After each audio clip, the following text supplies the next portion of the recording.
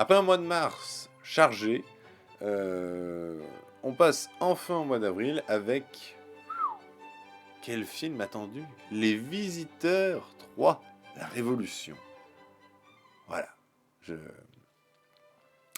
Ce film est... Je n'arrive même pas à trouver les mots, tellement ce film était bouleversant. Voilà. J'ai vraiment versé ma larme. Le problème, c'est que le film est une comédie, et qui est plutôt censé faire rire. Mais j'ai pleuré devant le gâchis. Et je dirais même pas le gâchis, parce que... Enfin, oui, Visiteur 3, oui, ça pouvait être intéressant.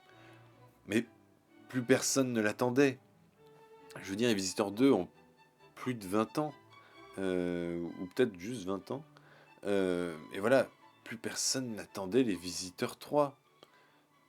Et déjà que le remake américain, Visiteurs en Amérique, était une sombre merde. Mais alors là, wouh, on atteint, ouais, on atteint des sommets. Le film, le gros problème du film, c'est tout simplement que le film ne fait pas rire. Pour moi, il n'y a aucune vanne qui fonctionnait. Alors, bon, bizarrement, j'étais dans une salle qui était comportait quelques personnes assez réceptives. En particulier, des gens étaient hilars devant des bruits de paix parce que Robespierre avait la chiasse à cause d'un boudin créole. Voilà, voilà. Je me demande, quand j'ai vu cette réaction de certaines personnes, je me suis dit, mais finalement, est-ce qu'on n'a pas les films que l'on mérite, quoi? Parce que si ça fait rire des gens, oui, je peux comprendre que quelqu'un mette ça dans un film puisqu'il se dit, ah oui, bon, ça va fonctionner, voilà. Et non, c'est nul, quoi. Putain, si ton Visiteur 3 se base juste sur des bruits de paix pour faire rire, et c'est un triste. Et aussi, je pense que le gros problème du film, c'est d'avoir placé le film durant la Révolution. Alors oui, c'était cohérent avec la fin des Visiteurs 2, mais pour moi, on aurait dû même pas rester plus de 20 minutes dans la Révolution, puisque ce qui faisait rire dans les Visiteurs 1 et 2, c'était la fracture des deux sociétés entre des gens du Moyen Âge et notre société actuelle. Le problème, c'est que la fracture entre les gens du Moyen Âge et la société de la Révolution, eh bien, ne nous atteint pas, parce que pour nous, la Révolution est quasiment... C'est une société aussi loin, aussi lointaine que la société du Moyen Âge. La société de la Révolution ne ressemble pas du tout à ce que nous on connaît maintenant. Et du coup, voir ces deux sociétés se confronter ne fait pas rire. Et je trouve ça dommage. Et le film sur la fin, bon voilà, je ne vais pas vous dire où ils sont, mais le film, les deux personnages vont dans les derniers quarts d'heure dans une autre période temporelle. Et là, c'est bizarre, hein, mais les 15 dernières minutes des Visiteurs 3 sont les meilleures minutes du film. Là, j'ai recommencé à rire. Là, j'ai retrouvé un peu l'esprit du Visiteur, même si ce n'est pas notre période temporelle, c'est une période temporelle beaucoup plus proche et dont on connaît un peu plus de par le nombre de films que l'on a vus, le nombre de témoignages, voilà, même un paquet de comédies s'est passé pendant cette période-là. Et du coup, là, le film fonctionnait. Sauf que problème, générique de fin. Et malgré tout, même si ces 15 dernières minutes étaient très bonnes, j'ai pas envie d'avoir un Visiteur 4. Franchement. Voilà, parce que ces Visiteurs 3 étaient que navrants. Et je pense vraiment que... Voilà, ils se sont trompés dès le début. Dès le début, ça pouvait pas être bon. Et voilà, donc verdict, ce film est une couille. Voilà, c'est une couille. Démolition, dernier film de Jean-Marc Vallée après Dallas Buyers Club et Wild. Je vous conseille tout particulièrement Wild, qui est vraiment un film extraordinaire. Démolition est un très bon film. avec bien sûr Jake Gyllenhaal en personnage principal. Donc, forcément, on a du jeu d'acteur excellent, rien à dire de plus. Naomi Watts aussi, qui est très très dans ce film, mais bon, elle a connu quelques films où elle n'était pas très très bonne. Donc ça arrive quand même à nous surprendre, quasiment maintenant, de voir Naomi Watts bien jouer. C'est dommage. Mais voilà, Démolition, eh bien, finalement, c'est un film dont je n'ai pas grand chose à dire, puisque étant sorti au mois d'avril, c'est un film qui m'a beaucoup touché et dont j'ai apprécié chaque minute. Le film me fait même rire. On pourrait penser que voilà, c'est un film dramatique et tout ça, mais le film fait rire. Bon, il y a certains trucs qui sont un petit peu dépressifs, hein, voilà, mais voilà, le film garde un certain côté feel good vers la fin, qui prend peut-être plus le pas que sur le côté un peu dépressif du milieu. Mais voilà, le film m'a touché, mais j'avoue que je l'ai un peu oublié, quoi. Il y a quelques scènes qui me reviennent, mais voilà, le film ne m'a pas trop marqué. Donc, je vous invite à le voir, parce que c'est un très bon film. Mais voilà, c'est pas le meilleur film de Jean-Marc Vallée. Donc, verdict, touchant, mais peut-être un peu trop Xanax à certains moments. Mais voilà, je vous le conseille. Gods of Egypt. Alors là, c'est un film où on était sûr que ça allait être une merde. Et finalement, on a eu une merde. Mais pas la plus mauvaise merde que l'on a eue. Le film, étonnamment, se laisse regarder parce que, voilà, on, a- on arrive à rentrer dans un second degré, même un 45e degré, j'ai envie de dire. Euh, les acteurs se demandent ce qu'ils foutent là. D'ailleurs, eux aussi se demandent ce qu'ils foutent là. Euh, les dialogues sont pourris. Le scénario est le scénario d'un mauvais jeu vidéo. Les effets spéciaux sont tantôt potables, tantôt vraiment dignes d'une cinématique de PlayStation 1. Mais voilà, étonnamment, le film se laisse suivre et certaines scènes atteignent tellement un sommet du nanar que le film en devient cool. Voilà, et le film est même marquant. Voilà, c'est même ça qui m'a surpris. Il en reste quelque chose après le film. C'est que c'est tellement une merde, mais une belle merde, que voilà, t'es content. T'es pas frustré. Ouais, c'était fun. Ça fait un peu, j'ai un peu ressenti, j'ai eu un peu la même impression que j'avais eu devant le choc des Titans ou la colère des Titans. Que la colère des Titans, je trouvais que les effets spéciaux, enfin le visuel, c'était God of War, quoi. Sauf que les personnages étaient pas terribles, le scénario était pas terrible, voilà. Mais enfin, je trouvais, enfin, la manière de tuer les gros monstres, tout ça, je disais putain, ouais, c'est God of War au cinéma. C'est une merde, mais ouais, je me suis éclaté dans certaines scènes. Et God of Egypt, c'est un peu pareil, mais en Égypte. Donc voilà. Donc verdict, Gods of Egypt est une merde, mais qui descend toute seule. Et ça fait du bien. Alors là, je sais, normalement, vous criez tous au chef-d'œuvre, Le Livre de la Jungle, de Jon Favreau. Moi, je poserai eh bien, quelques bémols. J'ai trouvé le film très très beau. Alors techniquement, le film, oui, parfait, il n'y a rien à redire. Euh, je l'ai vu en VF. Alors, la VF, certaines voix passent très bien. Je dirais que le problème viendrait peut-être de certains personnages, comme le personnage de Cécile de France, où voilà, c'est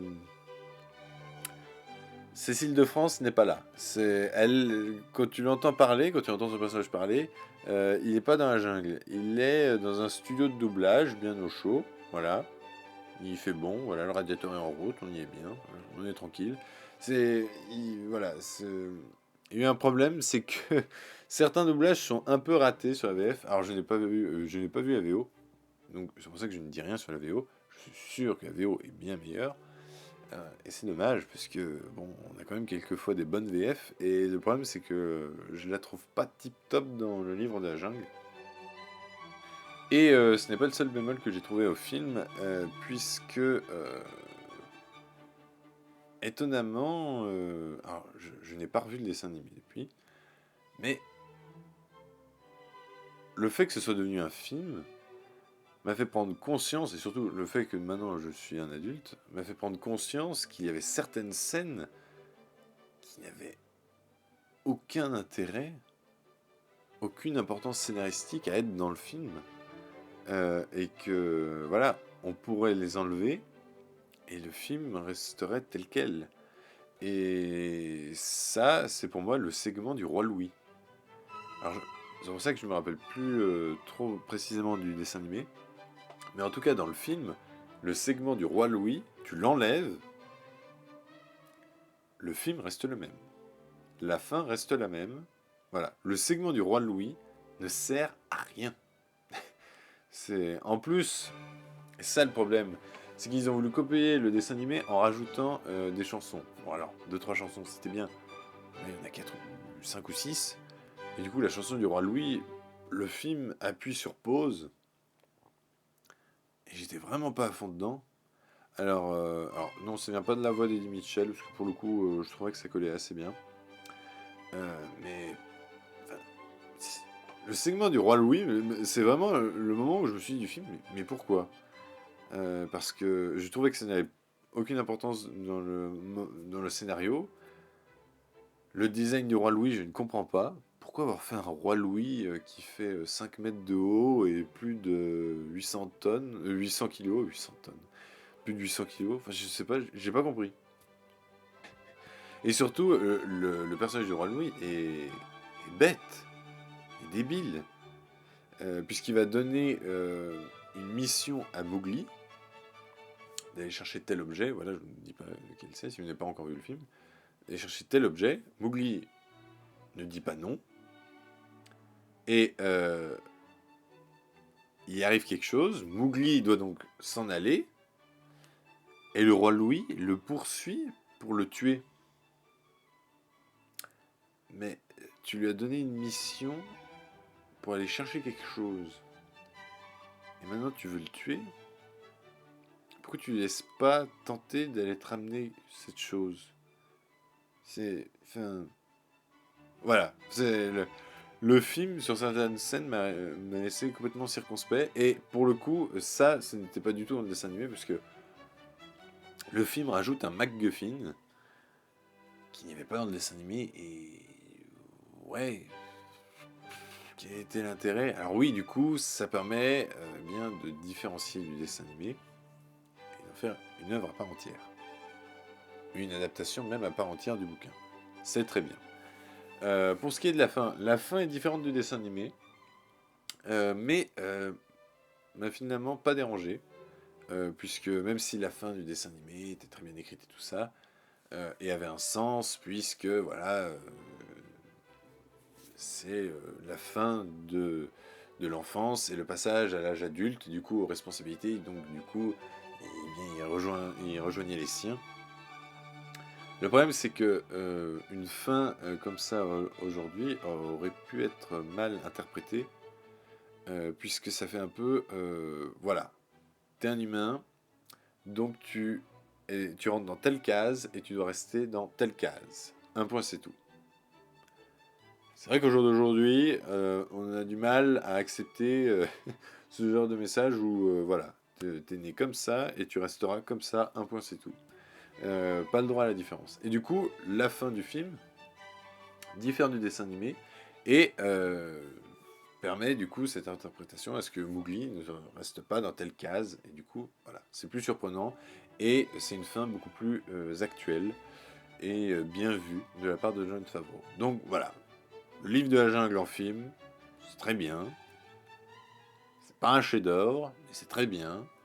Et je suis curieux de ce que va pouvoir faire Jon Favreau pour Le Roi Lion. puisque là, il n'y aura aucun personnage humain. D'ailleurs, celui qui joue Mowgli, il les joue à la perfection. Franchement, rien à redire. Excellent. Je ne sais pas si on va le voir dans d'autres prochains films dans les mois qui viennent, mais voilà, très très bon. Donc voilà, je suis curieux du Roi Lion, je suis aussi curieux de La Belle et la Bête, qui est le nouveau film Disney, qui, bon voilà, a l'air intéressant, mais pour le coup, La Belle et la Bête, ça a l'air d'être La Belle et la Bête, quoi. Donc, ce qui est un peu dommage, c'est que, bon, si c'est ça, autant regarder le dessin animé, quoi. On verra. Réponse au mois de mars. Et donc, pour le coup, Livre de la Jungle, verdict, c'est très bien, mais le dessin animé est quand même mieux. Parmi les suites que personne n'attendait, il y a Le Chasseur et la Reine des Glaces, suite de Blanche-Neige et le Chasseur, qui était eh bien, un film avec Kristen Stewart dans sa période Twilight, donc du coup, voilà, qui était assez empreint d'une ambiance teenager, mais finalement pas trop, on le pensait tous. Et finalement, le Blanche-Neige et le Chasseur était un film d'une beauté esthétique sans pareil, avec Charlize Theron en méchante. Voilà, c'est excellent, excellent. Et du coup, bon, j'étais assez curieux de cette suite, puisqu'au moins, il n'y avait plus Kristen Stewart qui sait bien jouer, comme elle nous a pu nous le montrer dans Sis Maria. Mais dans Blanche-Neige et le Chasseur, je me souviendrai toujours de cette scène de discours sur la fin, où Kristen Stewart parle, et on n'y croit pas 2 secondes. C'est mal joué, mais à mort, quoi. Et là, pour le coup, le Chasseur et la Reine des Glaces, eh bien, hop, a plus Blanche-Neige, elle n'est pas là. Et du coup, eh bien, le film, alors oui, le film n'a pas un scénario extraordinaire, mais en même temps, on lui demandait pas ça. Et du coup, le film est un film de fantasy qui se laisse tout à fait bien regarder, un très bon divertissement, peut-être voilà, quelques défauts au niveau des effets spéciaux, une histoire pas suffisamment intéressante, mais on passe un très bon moment. Et les acteurs et les actrices frôlent parfois le surjeu, mais restent quand même plutôt bons. Donc voilà, Le Chasseur et des Glaces, verdict. Un bon plaisir coupable, mais peut-être pas si coupable que ça. Mais définitivement un très bon divertissement. Troisième film de super-héros de l'année 2016, dont je rappelle qu'il y en a eu 6.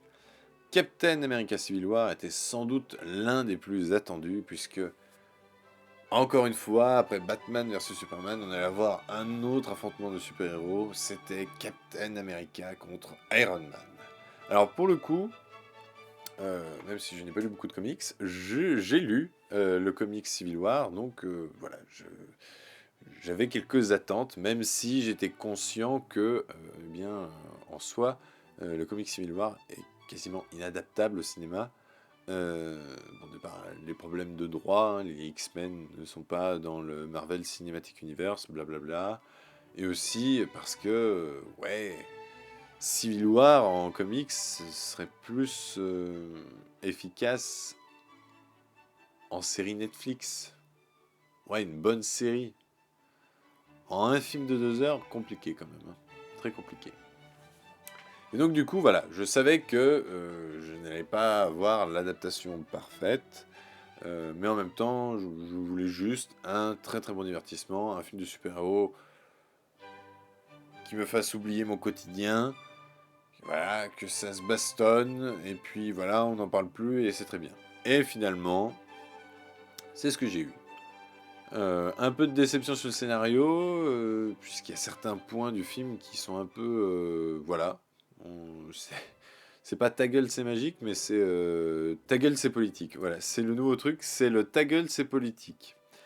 Mais on a du mal un peu à comprendre, c'est peut-être ça le problème, on a du mal à comprendre comment ils peuvent arriver à s'affronter à ce point. Enfin, je veux dire, communiquer, parler, c'est beau, parler. Mais bon, voilà, ça reste un film Marvel. Donc un film Marvel, il faut que ce soit dans telle case et ça ne dépasse pas. Pour le coup, ça ne dépasse pas. Après, le film est un très grand plaisir, puisque là, on a du super-héros partout. On a du Black Panther qui est super bien réussi. On a du Vision, la Sorcière Rouge qui est mon personnage préféré du MCU. On a War Machine, Black Widow, le Faucon et Spider-Man. Putain, Spider-Man, excellent. Même si bon, en même temps pendant le film j'ai dû faire mon deuil de l'idée d'un The Amazing Spider-Man 3. Oui, je fais partie de ceux qui ont bien apprécié les deux The Amazing. Euh, et j'apprécie aussi les Spider-Man de Sam Raimi, même si je trouve que le personnage de Peter Parker est parfois un peu relou, même beaucoup relou dans les films de Sam Raimi. Mais bon, voilà, on va pas, je ne vais pas tergiverser là-dessus. Captain America Civil War, c'est du gros blockbuster, ça fonctionne bien, rien à redire de plus. Verdict, c'est un gros kiff. Voilà. Dernier film du mois d'avril, Dalton Trumbo est aussi le dernier film nominé aux Oscars à sortir en France. Donc voilà, fin avril. Bon, qu'est-ce que vous voulez que je vous dise, hein, c'est la distribution française. Faut savoir prendre son mal en patience. Reste que Dalton Trumbo est encore un de ces films qui nous montre un peu eh bien, l'envers du décor. Et là, s'intéresse plus particulièrement au métier de scénariste. Alors oui, le personnage de Dalton Trumbo est très particulier, et le fait qu'il était communiste a donc causé pas mal de problèmes pour lui à cette époque-là, les années 50-60. Mais voilà, personnellement, c'est pas la partie qui m'a le plus intéressé. Moi, la partie qui m'a réellement le plus intéressé, c'était la partie travail de scénariste. Voilà, avec l'écriture de Spartacus. Parce que oui, Dalton Trumbo est le scénariste de Spartacus. Et voilà, tout ce travail un peu comme, finalement, comme Jodorowsky's Dune. C'est-à-dire qu'il y a réellement ce brainstorming qui, je trouve, est fascinant euh, de ces créateurs de cinéma, de ces travailleurs du cinéma. Et donc voilà, j'ai énormément apprécié le film pour cela. Et j'avais peur, finalement ce n'est pas le cas, mais j'avais peur que le film, euh, que le personnage que Bryan Cranston joue un peu Dalton Trumbo, euh, un petit peu à la Breaking Bad. C'est-à-dire avec un petit peu de grain de folie, tout ça. Et non, non, non, non.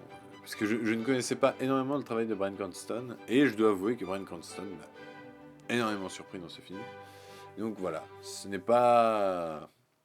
Verdict, ce n'est pas un writing bad, c'est un très très bon film.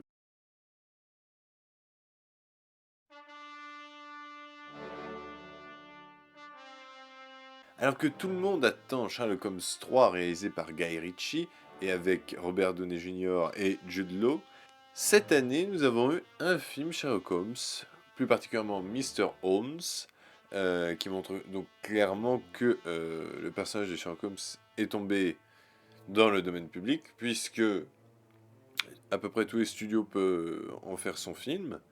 D'ailleurs, au passage, ça ne sert à rien d'acheter les intégrales Sherlock Holmes en bouquin à plus de 70 balles, puisque, étant donné que Sherlock Holmes fait partie du domaine public, vous pouvez trouver l'intégralité des Sherlock Holmes sur Internet, légalement et gratuitement.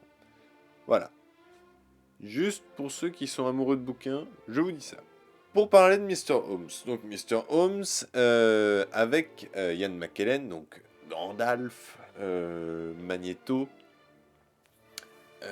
Et donc ce film va s'intéresser sur eh bien, le personnage de Sherlock Holmes mis à la retraite. Voilà. Le personnage de Sherlock Holmes a dans les 80 ans, si mes souvenirs sont bons, dans le film. Watson serait mort.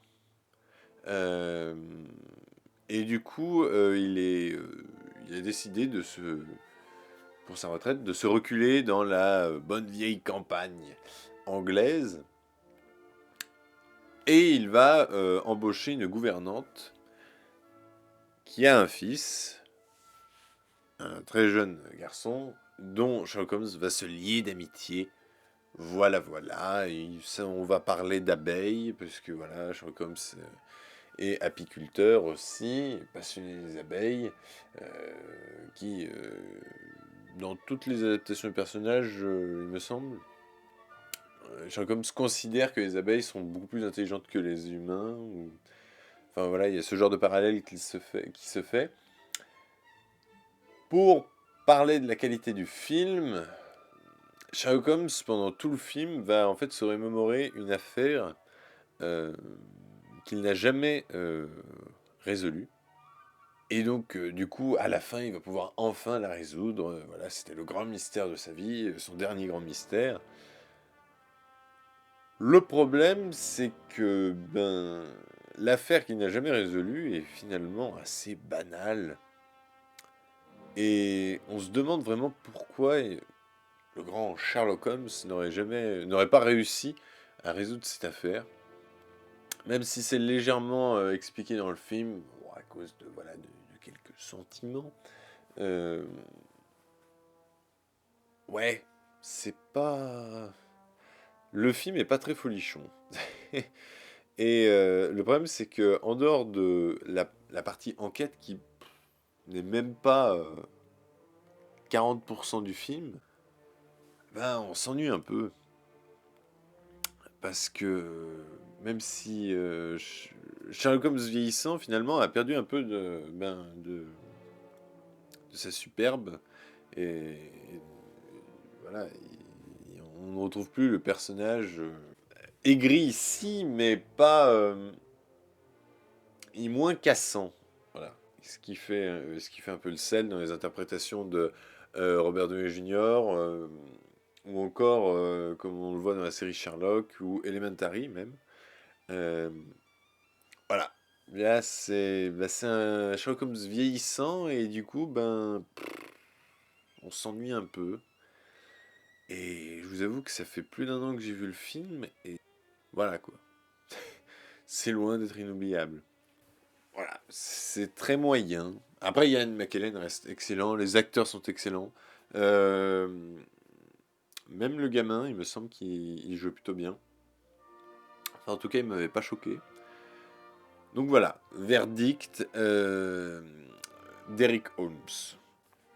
Criminal, avec un casting, encore une fois, réunissant le meilleur du gratin hollywoodien, puisqu'on a ici Kevin Costner, Gary Oldman, Tommy Lee Jones, Gal Gadot et Ryan Reynolds dans un petit rôle. Il me semble qu'il est même pas crédité au générique. Assez étrange.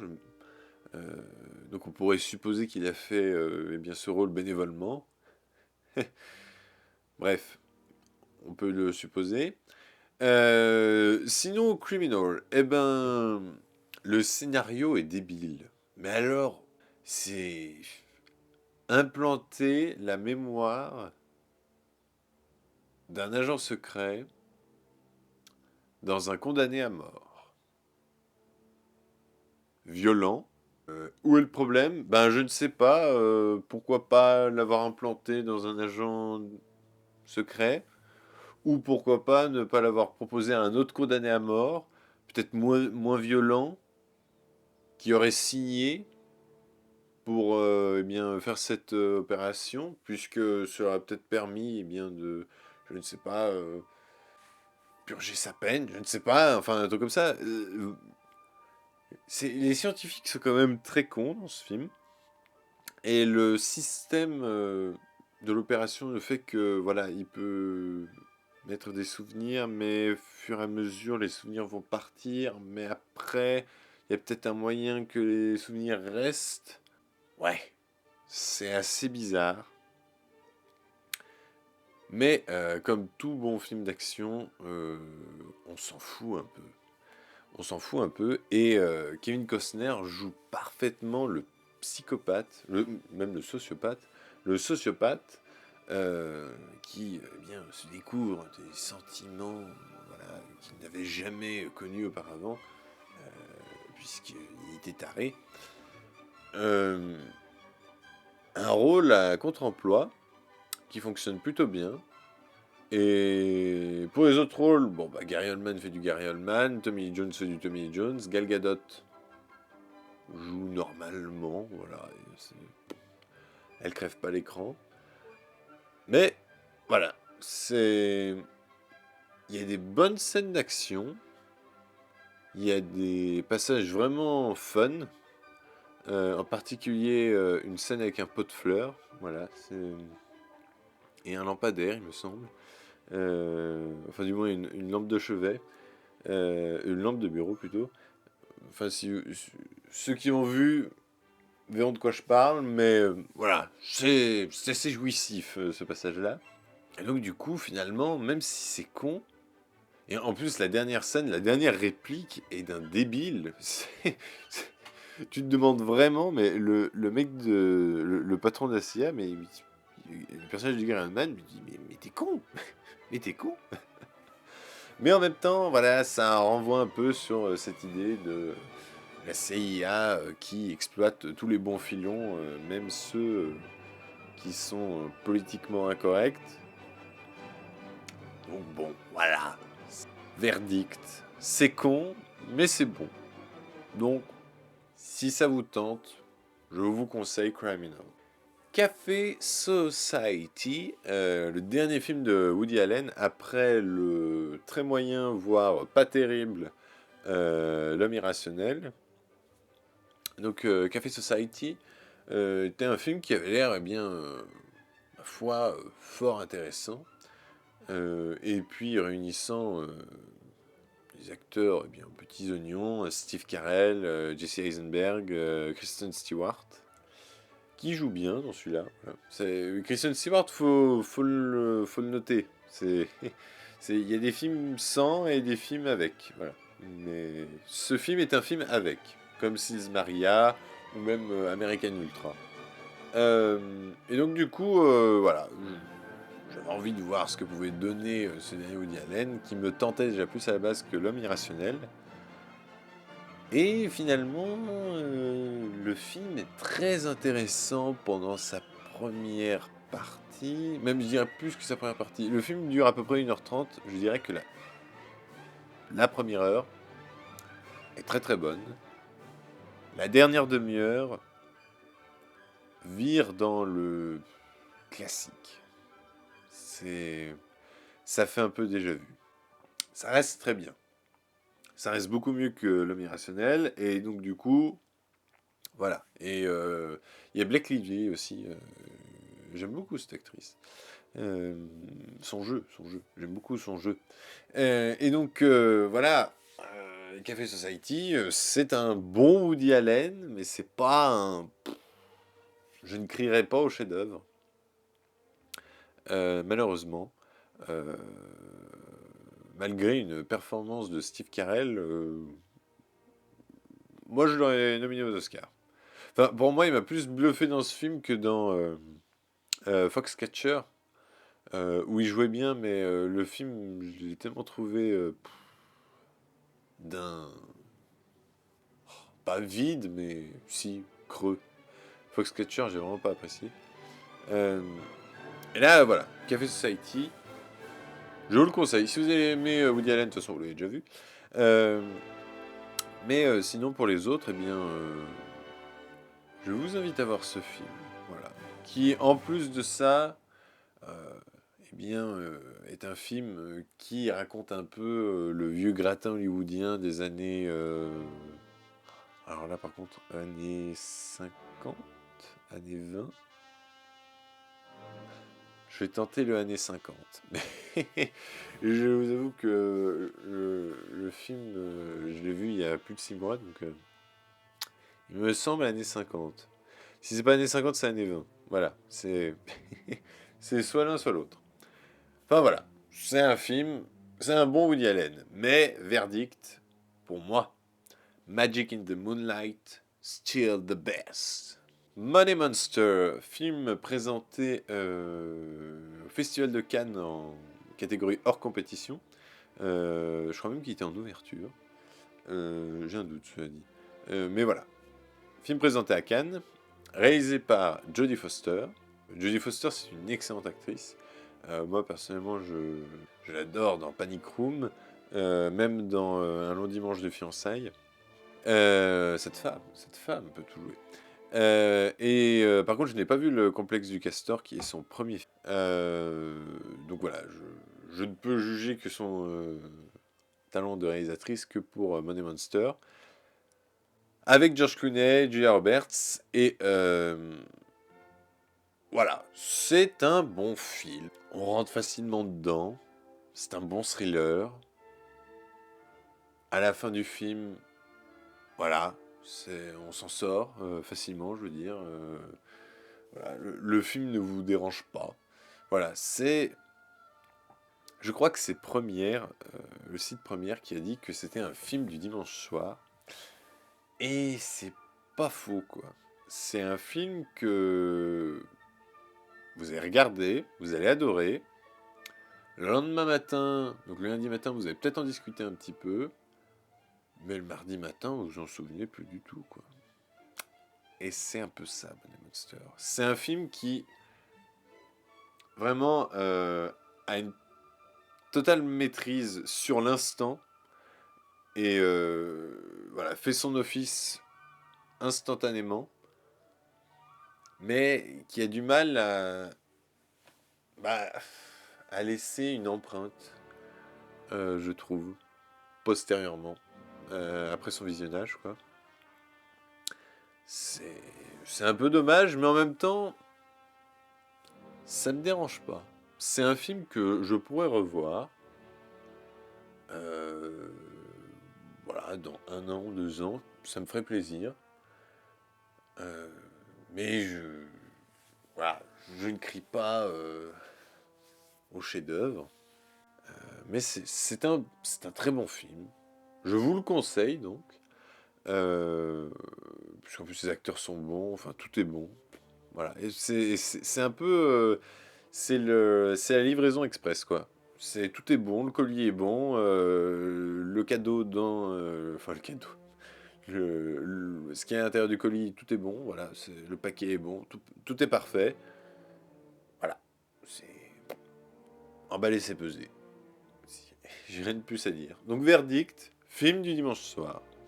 Le retour de Shane Black au cinéma après Iron Man 3, conspué par les fans des comics, apprécié par les fans de Shane Black.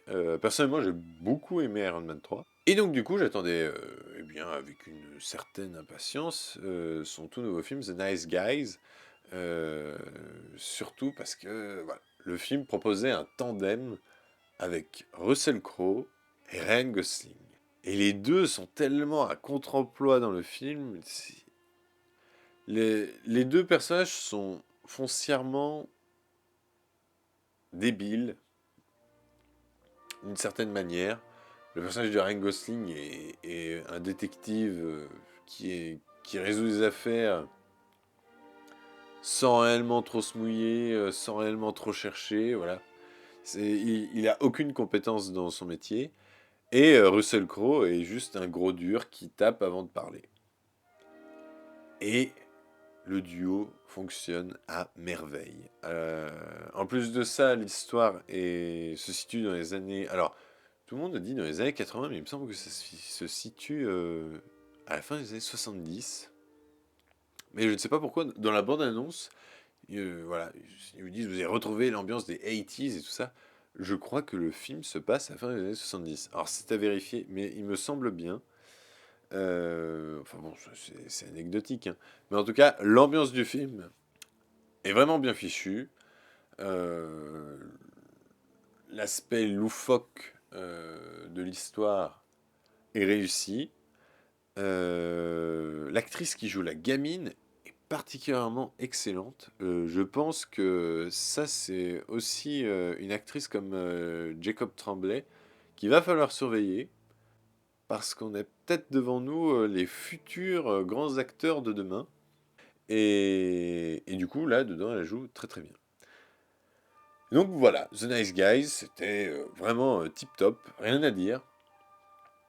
Voilà, c'est un film qui fonctionne de bout en bout et donc je vous le conseille. Et verdict, c'est un film plus proche de Alarme fatale que L'Arme fatale, mais c'est un très bon film.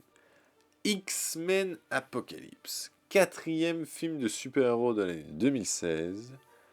Et je ne sais plus combien film X-Men, il me semble que c'est le huitième ou le neuvième si on compte les Deadpool et Wolverine. Bref, qu'en est-il? Eh ben, c'était plutôt pas mal. Moi, j'ai bien aimé. Voilà, c'est... En fait, je sais pourquoi il n'a pas été apprécié. C'est que X-Men Apocalypse aurait été considéré par tous excellent s'il était sorti en 2005 à la place de X-Men 3. Parce que c'est clairement un film de super-héros comme on en faisait dans les années 2000. Euh, avant, avant le Marvel Cinematic Universe, en fait. Euh, et moi, ça m'a fait un bien fou de retrouver un grand méchant, une grande histoire et fin rideau. Voilà. C'est con à dire, mais maintenant, dans les films de super-héros, à chaque fois, on voit un film, mais ce film est en même temps la bande-annonce du prochain film. Alors que là, ce X-Men-là, c'est un film, tu l'as fini, il est fini. Et ça, c'est cool. Alors, j'aime bien l'aspect série un peu de du Marvel Cinematic Universe. J'adore ça même, puisque je regarde même les séries Netflix et les séries Agents of Shield, Agent Carter, tout ça. Enfin, plus Agent Carter, puisque c'est fini. Euh, mais ça fait du bien de temps en temps de voir un film de super-héros qui se suffit à lui-même. Et X-Men Apocalypse est le film de super-héros avec Deadpool qui se suffisait à lui-même en 2016. Et moi j'ai trouvé que ça faisait un bien fou. En plus, bon alors par contre dans le même mois c'est vrai que ça faisait un peu trop de 80s, 70s, mais du coup après The Nice Guys, X-Men Apocalypse était encore un film qui se... Par contre là cette fois c'est sûr, le X-Men Apocalypse c'était dans les années 80, il me semble même 86. Non, ça doit être 83, parce que il y a un moment, il y a des personnages qui vont voir le Retour du Jedi, et le Retour du Jedi, il me semble qu'il est sorti en 83. Voilà. Je dis peut-être des conneries, bref, mais il me semble que c'est ça. Et donc, du coup, l'aspect années 80 m'a bien plu.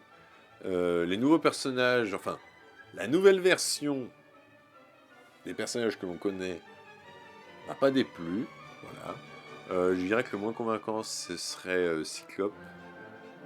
Mais en même temps, c'était pas mon préféré, même lorsqu'il était incarné par James Marsden. Bon, voilà, ça m'a pas dérangé. Euh, Après, le problème, c'est que oui, il y a peut-être beaucoup trop de personnages. Par exemple, Psylocke ou Angel, les personnages sont pas intéressants. Psylocke, elle est juste classe et badass parce que c'est une fille avec deux sabres en collant. Enfin, non, elle a même pas de collant, elle a quasiment rien. Enfin, voilà.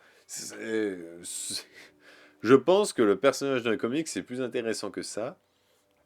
Dans le film, c'est juste ça. C'est une fille badass avec deux sabres qu'elle invoque par sa pensée. Mais voilà.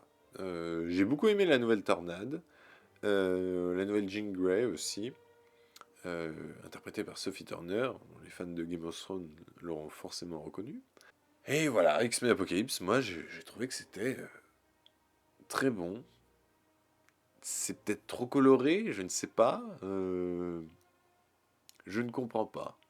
Je pense que X-Men Apocalypse est un des films de super-héros qu'il faut lui redonner une seconde chance.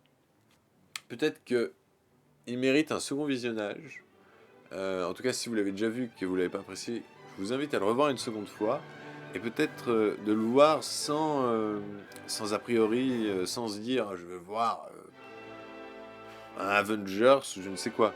Juste vous dire, je veux voir un film de super-héros avec un méchant badass et une équipe de super-héros, des X-Men, et on va voir ce que ça va donner. En plus, pour moi, c'est le meilleur film X-Men Oui, j'ose le dire. Parce que c'est quand même la première fois que le méchant, c'est pas Magneto, quoi. Sans compter X-Men le commencement, mais on va pas dire que le personnage de Kevin Bacon était quand même réellement marquant. Là, c'est la première fois que les X-Men affrontent un vrai méchant, permettez-moi l'expression, pose ses couilles sur la table, fait tout péter. Et moi, j'ai trouvé ça cool. Voilà. Donc, je vous le conseille si vous ne l'avez pas vu, et je vous invite à le revoir une seconde fois si vous l'avez déjà vu. Et donc, verdict, pour moi, X-Men Apocalypse, c'est kitschissimement bon. Adaptation du jeu vidéo Warcraft, du MMO ou World of Warcraft, le film Warcraft, réalisé par le fils de David Bowie, Duncan Jones, qui a fait l'excellent Source Code, mais aussi l'excellent Moon. Par contre, Moon, je n'ai pas vu. Mais Source Code, ouais, c'était. Ce film était une putain de claque. Et du coup, j'attendais Warcraft. Non, pas du tout. Je n'attendais pas Warcraft. J'étais curieux. Plus du travail que pouvait faire Duncan Jones euh, dans un film fantasy.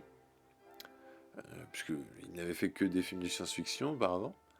Mais voilà, l'univers Warcraft en particulier ne m'intéressait pas des masses. Voilà, je trouvais que ça avait. Les bandes annonces me vendaient un film Seigneur des Anneaux. Donc je me suis dit, bon, ce serait peut-être bien, ce serait peut-être même le début d'une nouvelle saga. Enfin, forcément, le début d'une nouvelle saga, puisque, et alors ça, je trouve d'un con, le film s'appelle Warcraft, le commencement. Merci. Au revoir. La suite, c'est quoi? Warcraft la suite, Warcraft le milieu, et la fin, ça va être Warcraft la fin, Warcraft le dénouement. Enfin, c'est des mille d'appeler. C'est aussi intelligent que si le film s'appelait Warcraft 1. C'est X-Men le commencement, ça avait une logique, parce que le film se passait avant les films X-Men. Là, Warcraft le commencement, il me semble pas que le film se passe avant les jeux. Ou alors, dites-le moi. Si c'est ça, voilà. Bon, si c'est ça, c'est une logique. Mais encore une fois, ça va rejoindre l'autre argument que j'ai contre ce film, c'est que j'ai eu l'impression que le film ne m'invitait pas à rejoindre son univers. J'ai eu l'impression que le film était réservé aux fans des jeux Warcraft, ou même à ceux qui ont joué un peu à Warcraft. Je, je ne suis pas du tout arrivé à rentrer dans le film. J'ai trouvé que voilà, l'univers était cloisonné. J'ai l'impression que le film me balançait des, euh, des easter eggs ou des références et moi je n'y comprenais rien. Je dis, qu'est-ce que tu me parles de ça? Je ne sais pas ce que c'est. Comment veux-tu qu'un spectateur lambda s'intéresse à un film pareil si tu ne le prends pas par la main pendant au moins les 20 ou 30 premières minutes? Là, le film commence direct, bam! Donc, à ce qui paraît, c'est une bonne adaptation. Bon, au moins le film a ça pour lui. Niveau technologique, il y a des orques qui sont très bien réussis, d'autres moins bien. Les effets spéciaux sont parfois pas terribles. Je me rappelle de cette scène où ils sont dans une sorte de canyon. Et à un moment, il y a le fameux personnage magique là, qui balance des éclairs. Les éclairs. Ah ouais, c'est Windows Movie Maker, hein. C'est point JPEG un peu. Voilà. C'est. Ouais, c'est pas terrible.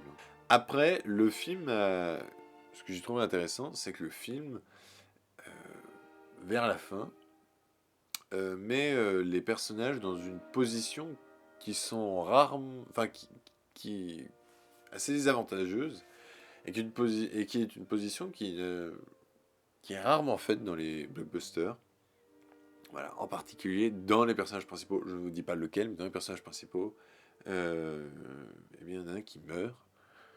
Alors que moi, je me serais dit, bah, lui, on va forcément le retrouver dans une trilogie, même, voilà, c'est un des personnages principaux, on va le suivre. Non, il meurt.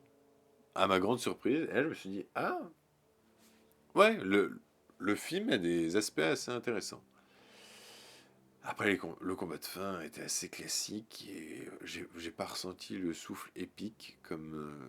Bah, c'est qu'on va dire, mais pour le coup, on ne peut que le comparer au Seigneur des Anneaux ou même au Hobbit. Hein.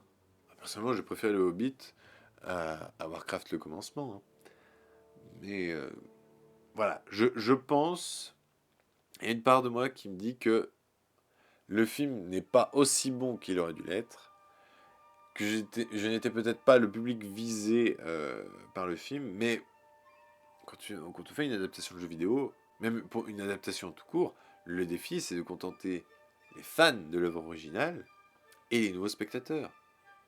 Parce que les fans de l'œuvre originale ne constituent même pas 30%, même parfois moins, du public qui va aller voir le film. Voilà. Si vous voulez, on va prendre un exemple. Euh, Avengers a récolté 1 milliard. Il n'y a même pas 20%, peut-être 30, allez, 30%. Et encore, je suis gentil. Il n'y a même pas 30% du public qui allait voir Avengers qui a ouvert un comics. Ou qui est fan de comics. Tout le reste, c'est des spectateurs lambda. Qui ont vu les films, ou peut-être un, deux ou trois, et puis qui se sont dit, ah, Avengers, ça va être un bon blockbuster et tout ça, ça va être cool. Ouais, je vais le voir. Et je pense que Warcraft n'a pas su convaincre. Le film n'a pas du tout marché aux États-Unis. De toute façon, les adaptations de jeux vidéo cette année n'ont pas du tout marché aux États-Unis. Assassin's Creed n'a pas du tout marché. Alors que pour moi, c'est un bien meilleur film que Warcraft. Voilà. Je vais y revenir. Mais je pense que les gens, enfin le public américain a dû voir l'abondance de Warcraft et s'est dit, ce film n'est pas fait pour moi. J'ai pas joué au jeu. Et je pense que c'est pour ça que les adaptations de jeux vidéo ne marchent pas en général. Parce que les gens ils regardent l'abondance et ils se disent, mais moi j'y comprends rien, j'ai jamais joué au jeu. Le seul film vraiment, je pense, qui pourra me faire mentir, ce sera le prochain Tomb Raider en 2018. Parce que là, même en n'ayant jamais joué au jeu, tout le monde connaît le personnage de Lara Croft, tout le monde connaît le principe de Tomb Raider, parce que c'est un principe de base. Enfin, le principe de Tomb Raider, c'est tout con. C'est une femme archéologue avec 2 flingues. Bon, la nouvelle version, elle a plus de flingues. Elle a un arc et puis elle a un piolet. Mais voilà, c'est une femme archéologue. C'est une Indiana Jones au féminin. À partir de ce postulat-là, tout le monde peut rentrer dans le film. Le problème, c'est que Warcraft, c'est un univers complet. Assassin's Creed, c'est pareil. Et du coup, je pense que c'était cette crainte de ne pas arriver à rentrer dans cet univers qui ont fait que les films n'ont pas marché. Bon, par contre, Warcraft a marché en Chine. Alors ça, je ne sais pas. Alors, est-ce qu'il y a énormément de Chinois qui jouent à Warcraft? Je ne sais pas. Je n'ai pas vu les chiffres. Mais bon, voilà. Il se pourrait qu'il y ait une suite à Warcraft. Je la regarderai peut-être, voilà. Même peut-être sûrement, hein, juste pour savoir si la sauce prend mieux que pour le premier film. Mais bon, voilà. Donc, Warcraft, verdict. J'espère que le jeu est mieux. Parce que le film, voilà, c'est moyen. Alors là, on risque pas d'être d'accord. Elle de Paul Verhoeven. C'est un film qui a été adulé par toutes les critiques françaises, toutes les critiques américaines. Enfin voilà, il me semble pas avoir vu une critique insurgeant le film. Côté public, c'est plutôt en...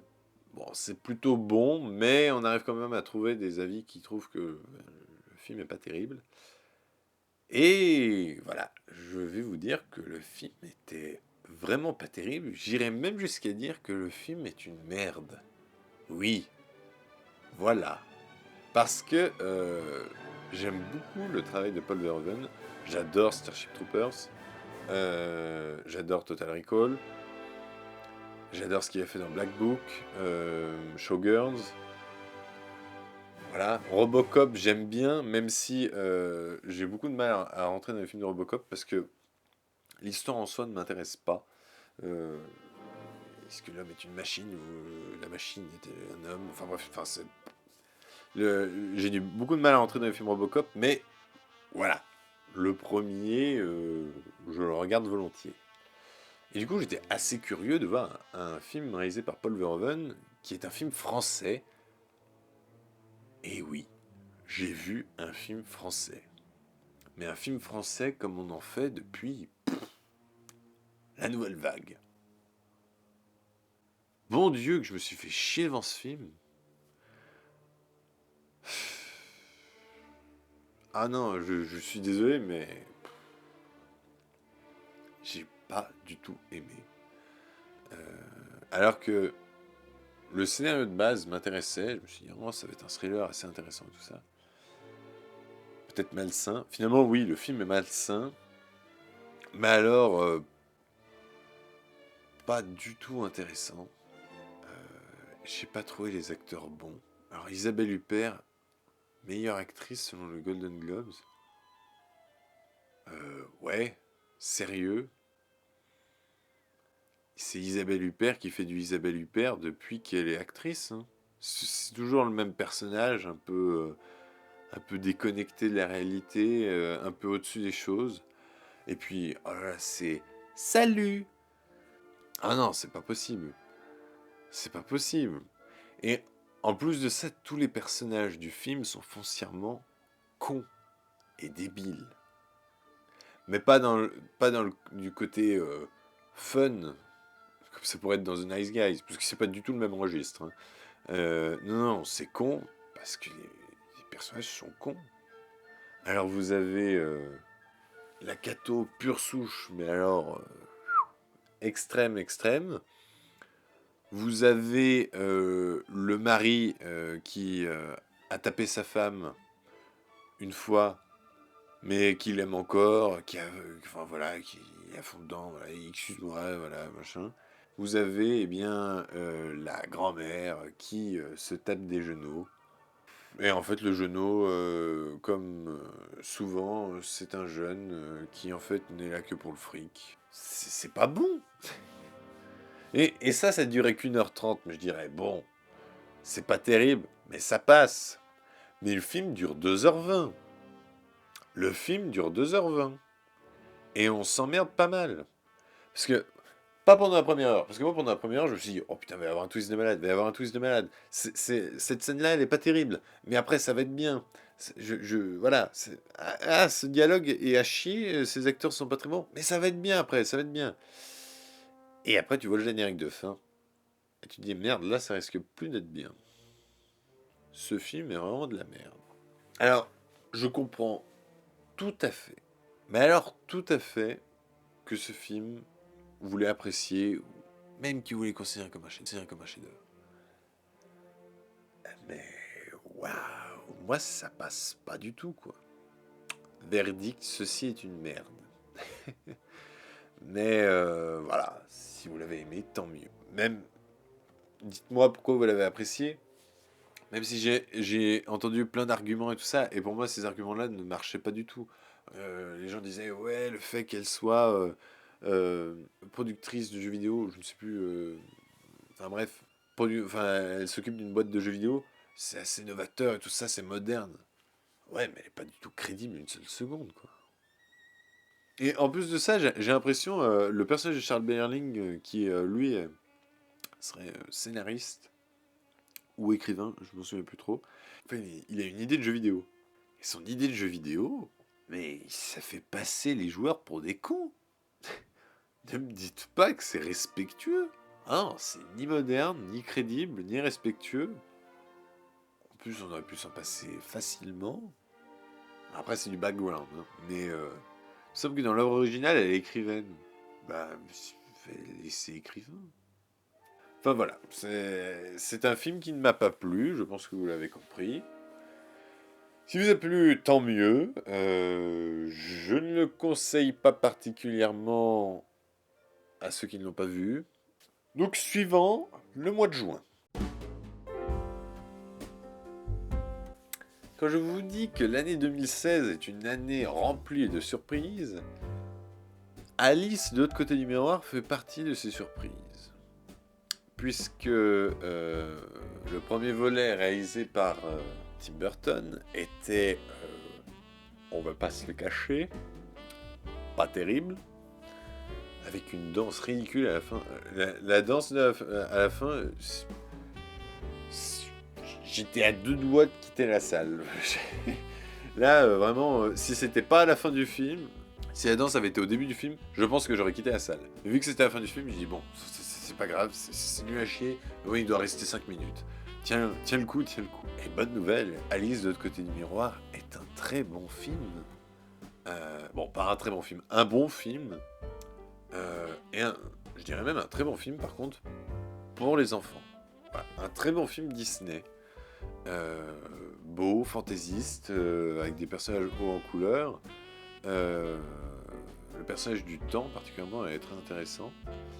Interprété par Sacha Baron Cohen, qui s'est fait du bien quand il fait autre chose que Grimsby, que je n'ai pas vu, mais ce qui paraissait pas terrible. Mais enfin, voilà, son interprétation était meilleure que dans The Dictator. Excusez-moi, The Dictator. Il faut que je me branche en anglais, des fois, pour mieux parler. The Dictator, hein, en français, bien sûr. Et donc voilà, Sacha Baron Cohen, des fois, il sait surprendre, et là, il joue très très bien son personnage est très intéressant. Le film est quasiment centré sur l'univers de ce personnage, même complètement centré dessus. Et voilà, c'était cool. Peut-être certains passages un peu trop enfantins, en particulier la raison de tout ce bordel, même du bordel dans le premier et du bordel dans celui-là. Ce sera même mon verdict. Tout ça pour une fucking tartelette. Ouais, c'est peut-être un peu trop pour les enfants. Même si le film se permet d'avoir quelques scènes dans un asile. Ça faisait un peu American McGee's. Alice, pour ceux qui connaissent. Ça m'a fait dire que vraiment une adaptation du jeu vidéo American McGee's Alice serait peut-être vachement cool. Réalisé par Tim Burton, pas produit par Disney, donc du coup il n'aurait pas cette limite de devoir faire quelque chose pour tout public. Il pourrait vraiment faire quelque chose de glauque, gore, dérangeant et complètement starbé. Ça pourrait être vraiment quelque chose de bien foutu, quoi. Mais voilà, Alice de l'autre côté du miroir, c'est très cool. Et en plus de ça, il n'y a pas cette fameuse danse pourrie à la fin du premier. Donc voilà. Je vous invite à le voir. Si vous avez vu le premier et que vous ne l'avez pas apprécié, donnez sa chance au deuxième film, il est beaucoup mieux. Le monde de Dory. La suite que je pense plus personne n'attendait du monde de Nemo est enfin arrivée. C'était en 2016, c'était au mois de juin. Et finalement, c'était bien, voire très bien.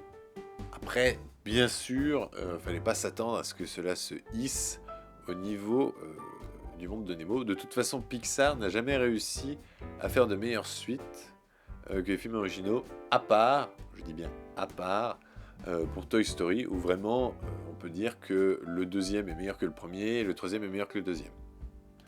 Même si particulièrement j'ai une appréciation, j'ai j'ai une affinité toute particulière avec Toy Story 2, qui pour moi reste encore l'un des meilleurs films de dessin animé de tous les temps. L'un des meilleurs dessins animés de tous les temps, l'un des meilleurs films de dessin animé. Donc le monde de Dory, c'était bien, c'était très bien, on rigole, voilà, l'humour est assez présent. Le seul problème, c'est que peut-être qu'un film centré sur Dory n'était peut-être pas la bonne idée, enfin je ne sais pas, mais le running gag du fait qu'elle perd sa mémoire toutes les 30 secondes est un peu lourd, et c'est dommage. Voilà, c'est un peu lassant. Alors heureusement, le film ne joue pas trop dessus, mais quand même. Voilà, forcément, ça fait partie du personnage, donc du coup, si le personnage est central au film, voilà, ils arrivent parfois à se réinventer au niveau de ces pertes de mémoire, mais ça fait pas tout le temps mouche. Et puis, il y a un côté un peu trop larmoyant sur la fin qui fonctionnait bien dans le monde de Nemo, le côté émouvant, qui passe moins bien dans celui-là, je trouve. Après, je pense qu'il faut que je le revoie. Je ne l'ai vu qu'une fois au cinéma. Faudrait que je le revoie. Faudrait que je revoie aussi le monde de Nemo, parce que le monde de Nemo, ça fait 10 ans que je l'ai pas vu. Donc voilà. C'était très bien. C'est pas le meilleur Pixar. C'est forcément le meilleur Pixar de l'année 2016 parce que c'était le seul. Mais voilà. Ça fait son office. Mais par contre, verdict. Claire Chazal est vraiment le best cameo of 2016. Clairement. J'ai kiffé. Avant toi, film dramatique qui a fait une sortie discrète en France. J'ai l'impression que personne n'a parlé de ce film. Peut-être parce qu'il est sorti le même jour que Le Monde de Dory. Je ne sais pas, peut-être. Donc film avec Sam Claflin et Emilia Clarke, donc actrice de Game of Thrones, décidément. Eh ben, c'était bien. C'était bien. Alors voilà, ça reste très codifié comme genre. Voilà, forcément, on s'attache beaucoup au personnage, forcément il va se passer quelque chose, forcément on se dit que l'issue du film sera forcément celle-là, et c'est celle-là. Voilà, n'empêche que j'ai trouvé que le film avait une belle morale, ou en tout cas un très beau message qui te dit d'aller de l'avant, de tenter ses rêves. C'est un peu une morale bidon, je veux dire, on l'a vu dans un paquet de films, mais quand elle est bien traitée, je trouve que c'est un message fort, facile peut-être, mais qui passe plutôt bien. Et dans ce film, ce message est bien traité. Il y a un thème qui est tout l'objet du film, mais qui est un retournement du scénario, donc je ne vais pas vous dire lequel c'est, mais je trouve que ce thème est aussi bien abordé, suivant où on se positionne en faveur ou en défaveur sur ce thème-là, sur cette question-là. Voilà, c'est un bon film dramatique, c'était bien. Donc je vous le conseille. Si vous aimez ce genre-là, vous l'avez peut-être pas forcément vu parce que voilà, j'ai trouvé qu'on n'a pas du tout parlé de ce film. Et voilà, c'était bien. Sans plus, mais c'était bien. Bon, par contre, verdict, c'est un film sponsorisé par Kleenex et Lotus. Ninja Turtles 2, ou les Tortues Ninja 2, ou Teenage Mutant Ninja Turtles 2. Voilà. C'était bien, c'était fun. C'est quand même un sacré bordel, mais voilà. Je n'ai vraiment quasiment rien à dire sur ce film. C'est le film popcorn par excellence. Si vous êtes intéressé, si vous avez aimé le premier, vous aimerez celui-là. Il est un peu plus barré que le premier. Si un lendemain de cuite, vous cherchez un film à regarder, vous posez tranquille, Ninja Turtles 1 et 2 peuvent faire l'affaire. Mais ouais, c'est cool. Voilà. C'est pas de la merde. Le film est conscient que c'est un gros bordel. Et en même temps, je ne sais pas comment on pourrait adapter les Tortues Ninja autrement. Et donc voilà, verdict. Et puis merde, c'est fun. Voilà. Donc, laissez-vous tenter. Conjuring 2, le cas Henfield. Toujours réalisé par James Wan, toujours avec les mêmes acteurs. Et c'est toujours un bon petit film d'horreur. Enfin, un bon petit film, non. C'est toujours un très bon film d'horreur. Voilà. Ce film marche du feu de Dieu. Alors moi, par contre, j'ai une affection avec les films Conjuring assez particulière parce que j'aime pas trop le côté jumpscare, je te saute dessus, enfin des trucs comme ça. Jumpscare, je te saute dessus. Bref. Voilà, j'aime pas trop ce côté surprenant, puisque je trouve ça généralement frustrant. Et je n'aime pas être frustré quand je vais au cinéma. Mais il y a un problème avec Conjuring 1 et 2, pour moi, c'est que, je ne sais pas pourquoi, mais les jumpscares ne me surprennent pas dans ces deux films parce que, je ne sais pas, ils arrivent une seconde trop tard. Je ne sais pas, c'est une question de rythme, mais vraiment, j'arrive à sentir le jumpscare arriver, et du coup, peut-être 1 à 2 secondes avant qu'il arrive, et du coup, j'arrive à me préparer, et du coup, ça me fait rien. Voilà. Je ne sais pas. Mais c'est pas parce que c'est prévisible, c'est vraiment parce que. Je sais pas. C'est un côté peut-être prévisible, mais en même temps, c'est beaucoup plus imprévisible que dans les autres films d'horreur. Peut-être parce que je pense peut-être au scénario et je me suis dit, à mon avis, à ce moment-là, il va forcément arriver quelque chose.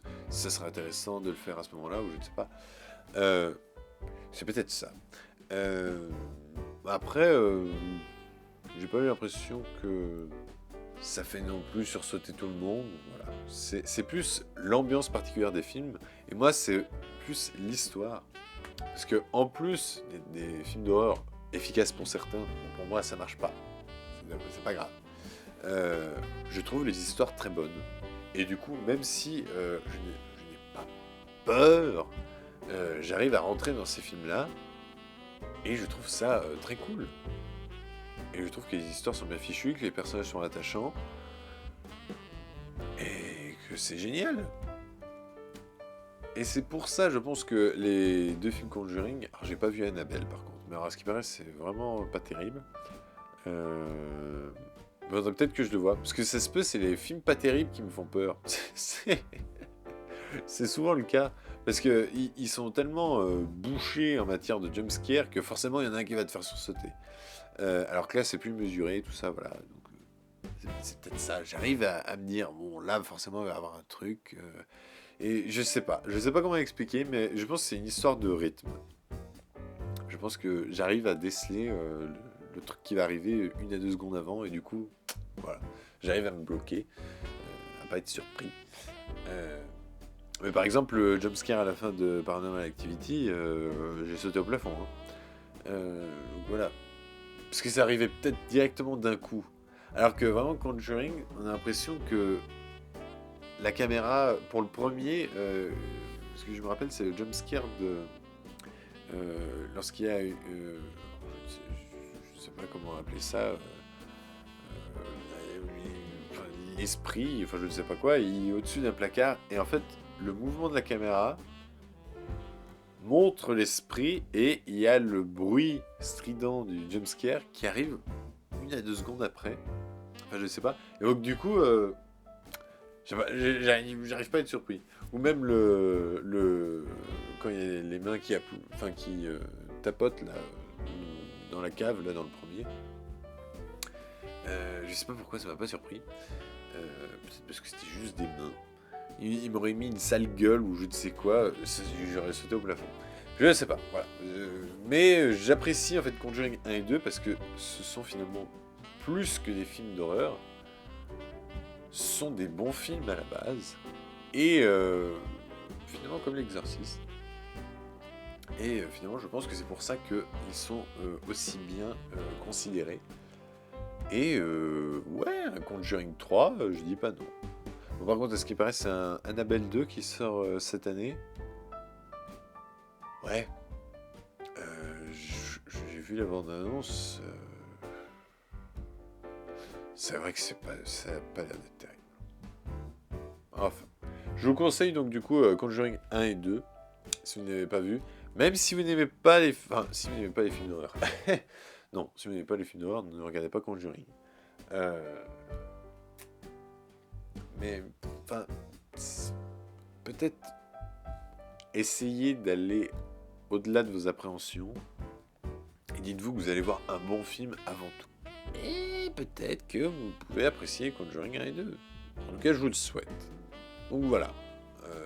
Le verdict, par contre, de Conjuring 2, c'est bordel de merde, mais virez-moi cet agent immobilier, parce que même dans le premier, même dans le deuxième, je pense qu'il faudrait faire un spin-off sur l'agent immobilier. Voilà. Je pense que c'est beaucoup plus intéressant que sur Annabelle. Parce que l'agent immobilier doit pas être très... Il doit avoir un problème. Forcément. Camping 3. Voilà. Est-ce que quelqu'un attendait Camping 3 ? Personne ? Non ? Vraiment personne ? C'est bien ce que je pensais. Alors Camping 3, finalement, c'était mieux que Les Visiteurs 3.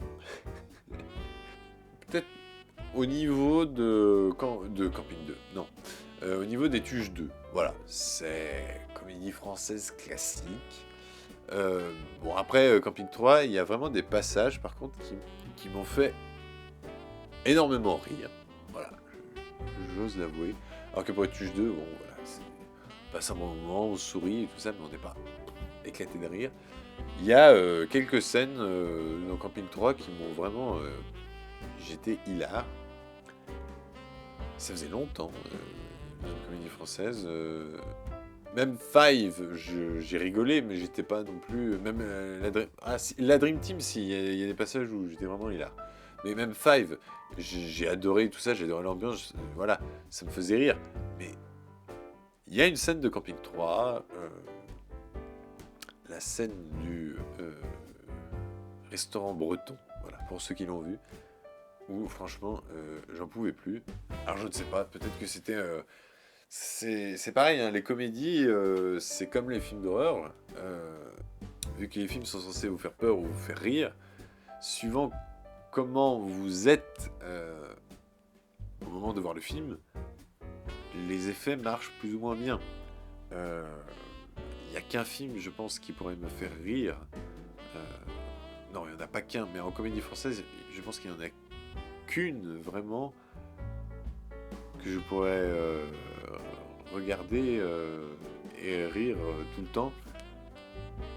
Une comédie française récente, je dirais même, c'est Intouchable. Après, forcément, les comédies de Louis de Funès, ça me fait tout le temps rire. La Grande Vadrouille, le Bourvil, le Cornio, le Bourvil, le Cornio, ou encore la 7ème compagnie, le premier et le deuxième plus particulièrement. Voilà, c'est les gendarmes, tout ça, ça marche toujours. Mais dans les comédies récentes, pour en trouver une qui fait mouche à chaque fois, vraiment Intouchable, je me rappellerai toujours de cette scène de l'opéra où tu vois le mec déguisé en arbre. Et j'avais trouvé ça... Voilà, j'avais trouvé ça exceptionnel, c'est un de mes meilleurs souvenirs au cinéma. Et Camping 3 a fait quasiment pareil, pour une moindre mesure. Mais cette scène du restaurant, breton, j'étais vraiment... J'étais claqué de rire. Mais peut-être parce que j'étais fatigué, je ne sais pas. Voilà. Faudrait que je le revoie. Non. J'ai pas envie de le revoir particulièrement, mais... Voilà, c'est un film qui a beaucoup marché. Pour une fois, je trouve que ce n'est pas volé. Même pour les Tuches 2, hein, je trouve que c'est pas volé. Hein. Les Visiteurs 3 auraient fait un carton plein, j'aurais dit... vous encouragez la merde, là. Heureusement, les visiteurs n'ont pas marché. Donc, c'est bien, c'est bien. Je trouve que le public français est très bien. Voilà, c'est très bien. Donc voilà, Camping 3, verdict, même dans la merde, on peut trouver une lumière. Ça vous tente. Regardez-y. Prenez-y au 66e degré. Et puis voilà. Par contre, louez-le en VOD. Hein. Ça vaut pas le coup de mettre le prix d'un Blu-ray. Hein. Qu'on soit clair, hein. C'est pas non plus un chef-d'œuvre de la comédie. Hein. Mais voilà, on y passe un bon moment.